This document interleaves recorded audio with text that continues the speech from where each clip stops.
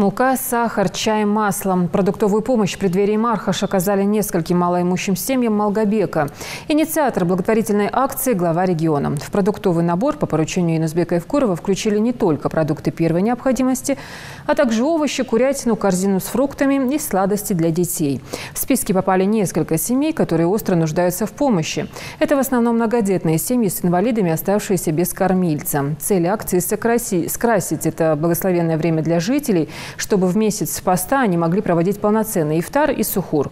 Еще одну акцию в городской администрации планируют провести ко Дню детей. Для самых маленьких жителей города организуют большой концерт, много сладостей и веселые игры. Продукт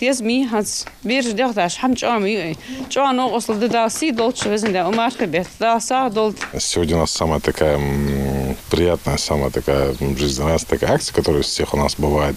Инициатором данной акции является наш глава Ингушетии. Ассортимент продуктов очень большой, начиная там от каких-то детских, кончая уже сладости, всякое дело. И уже продуктов, надеемся, что хватит на очень такое большое продолжительное время.